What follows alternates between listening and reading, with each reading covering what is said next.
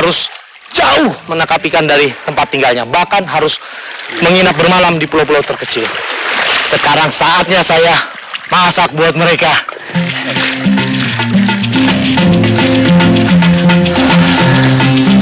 Beristirahat di pesisir Pulau Kosong kini menjadi hal yang lumrah dilakukan oleh para nelayan yang mencari ikan. Bekal yang dulu dibawa untuk 1 sampai 2 hari, kini tak lagi mencukupi. Mereka pun lebih memilih membawa aneka bumbu yang dapat digunakan untuk memasak dari hasil tangkapan yang seadanya.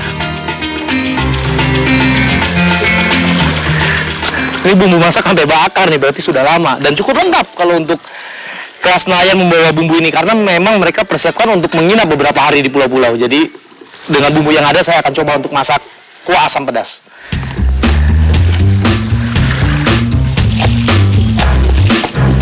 Meski saya belum mendapatkan target buruan, bertemu dan memasak bersama para nelayan ini sedikit mengobati kekecewaan saya. Bermodal bumbu-bumbu yang ada, ikan-ikan kaya protein ini saya olah agar menjadi lebih sedap untuk dinikmati.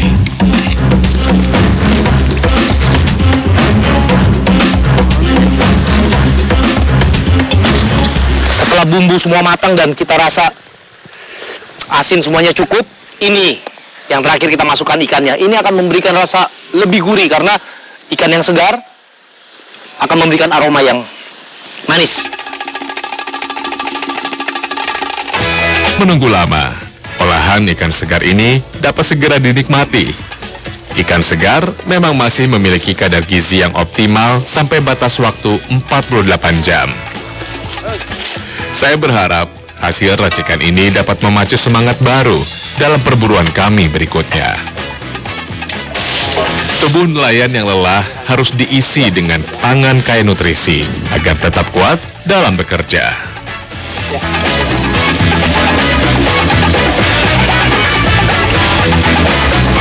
Sedikitnya hasil tangkapan masyarakat tetap selalu dinikmati dengan kesederhanaan. While fishing, ini baru keren. 14 tahun.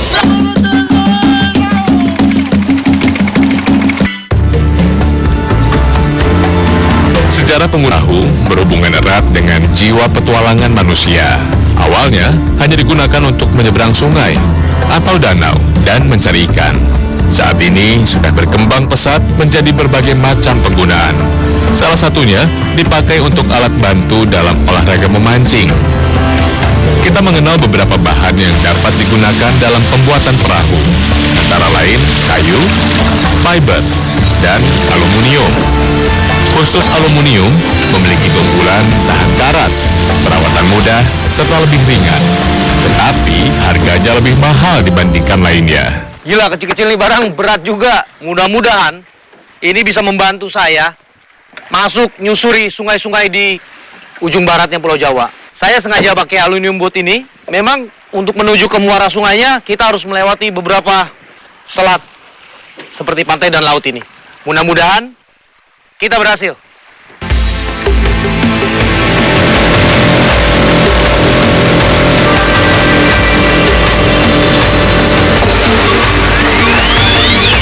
Tujuan awal kita masuk ke dalam sungai, mengeksplor penghuni sungai. Cuma sayang saya lewatin ini muaranya. Banyak anak-anak ikan dan anak-anak udang. Potensinya luar biasa. Mungkin ada baramundi atau kakap putih. Perairan ini adalah pertemuan antara air asin dan tawar, sehingga kandungan garam yang terbentuk juga merupakan campuran salinitas sungai dan laut. Pada bagian dasarnya, terjadi pengendapan yang tidak biasa akibat arus pasang surut laut, sehingga sangat berpengaruh pada organisme di sekitarnya. Buat hewan laut, terutama ikan, muara adalah pintu masuk dari lautan lepas menuju anak-anak sungai. Perairan muara biasanya tidak terlalu dalam, sehingga cukup menerima sinar matahari untuk menunjang kehidupan tumbuhan air.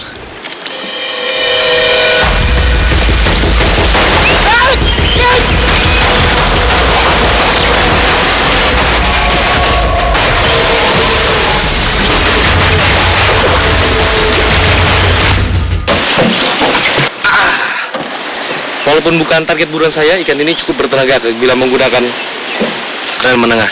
Ikan ini biasa dikenal dengan sebutan ikan kue. Hidup di muara laut hingga masuk ke perairan sungai. Naik turunnya air akibat pasang surut laut di kawasan muara sangat berpengaruh pada hewan dan tumbuhan di sekelilingnya. Di waktu air pasang, saatnya beberapa jenis ikan yang sudah matang secara seksual akan berpijah dan meletakkan telurnya. Ikan-ikan yang berukuran lebih besar juga biasanya bermain di sekitaran muara.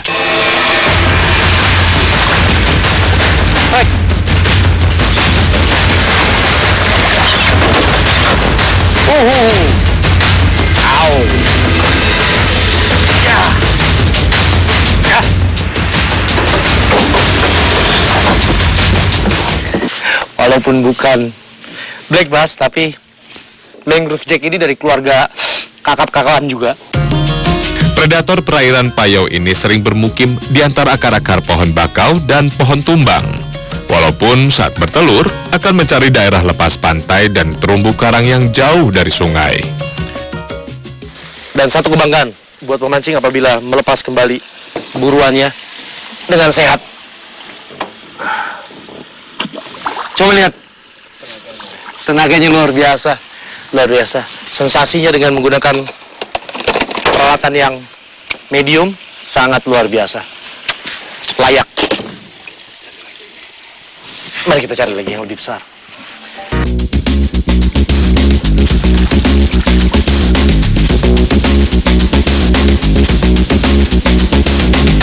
Jadi untuk mancing di dalam sungai seperti ini memang dibutuhkan ketelitian lemparan pertama, dan biasanya target-target buruan kita itu dia sembunyi di batang-batang pohon bakau yang tumbang. Kebanyakan jenis dari ikan-ikan di dalam sungai berawa seperti ini ikan jenis kakap-kakapan dan dari keluarga kerapu. Biasanya kerapu juga bisa naik ini.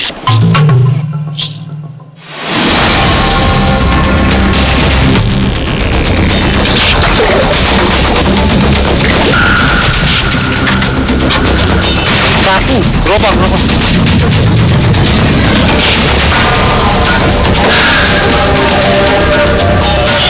Ini penghuni sungai hampir mata di Indonesia, sungai yang bermuara di laut. Ini kerapu lumpur. Coba lihat, mana yang cantik, mulutnya yang sangat besar.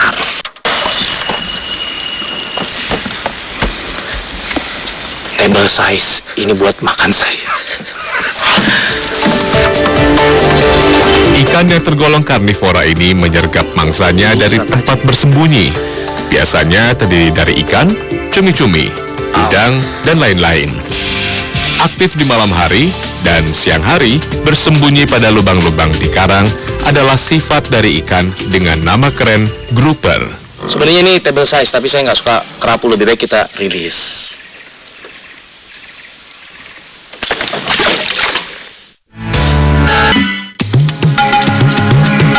Dahulu memancing hanya dilakukan oleh nelayan untuk memenuhi kebutuhan hidup sehari-hari.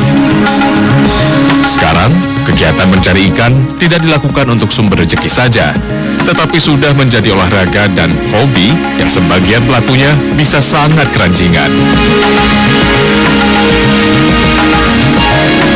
Menurut cerita masyarakat di ujung baratnya Pulau Jawa sini, masih banyak sungai-sungai yang bermuara ke laut. Mudah-mudahan saya bisa selusuri semuanya, tapi saya nggak tahu penghuni predator, ikan-ikan predatornya seperti apa. Mudah-mudahan saya bisa strike salah satu predator penghuni di sini.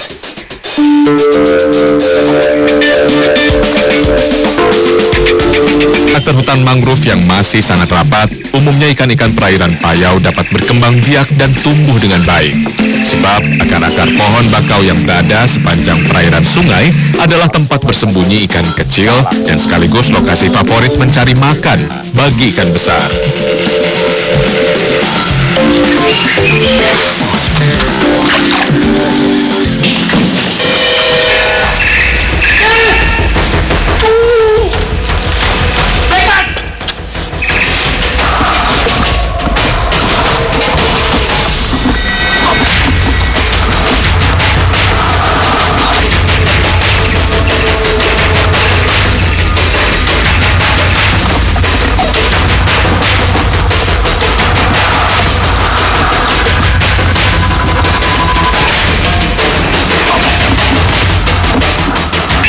dari keluarga kakapan, mangrove jack memang bukan target bulan saya, black bass.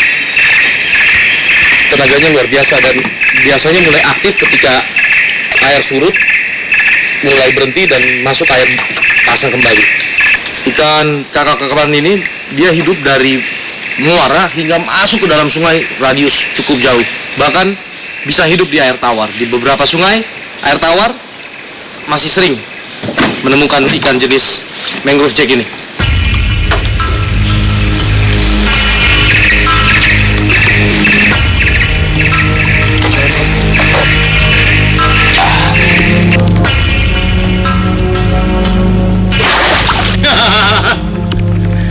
Selalu ikan begitu, dia pura-pura saja.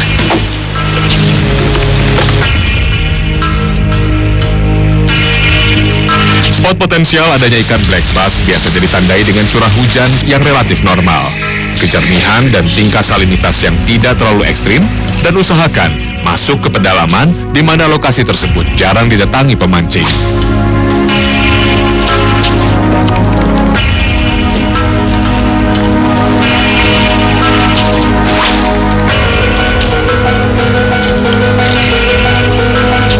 Casting di situasi yang banyak pokok-pokok pohon atau tumbuhan, memang terkadang kita sulit untuk melempar umpan kita tepat di spot atau tujuan karena banyak ranting pohon yang tinggi. Sehingga saya tidak bisa menggunakan umpan-umpan di dalam. Saya menggunakan umpan top water atau umpan yang di atas permukaan air. Ketika air nanti mulai pasang agak sedikit tinggi, mungkin saya akan menggunakan umpan-umpan dalam. Bagaimana cara kita menyiasati ikan dengan kondisi air dan alamnya.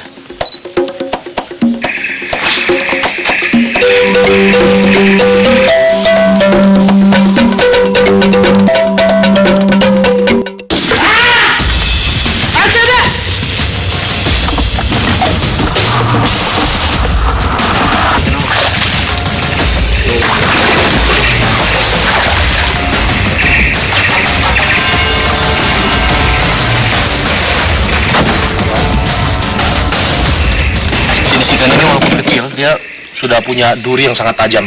Dan giginya, walaupun kecil, coba lihat. Au! Sebaiknya kita rilis, masih kecil.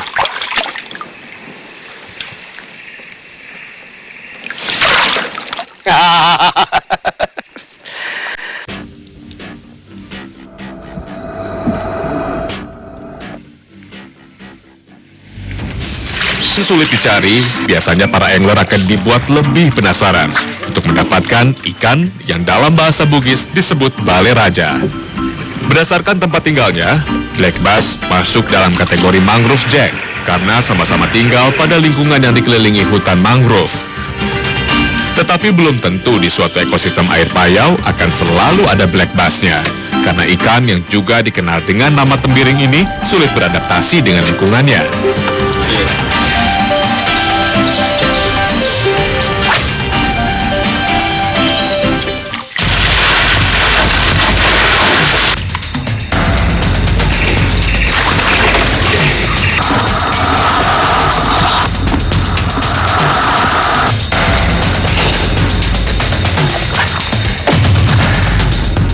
Mangrove jack atau kakap bakau.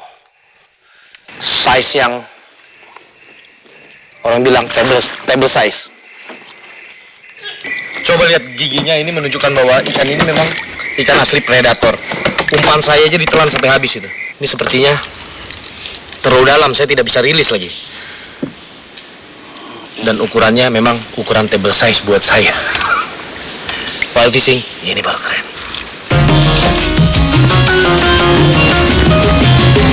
Seharian melancarkan serangan-serangan casting di perairan ini, namun ikan target belum juga didapat. Jangankan mendapat ukuran jumbonya, yang masih anak-anaknya pun belum menyenggol umpan.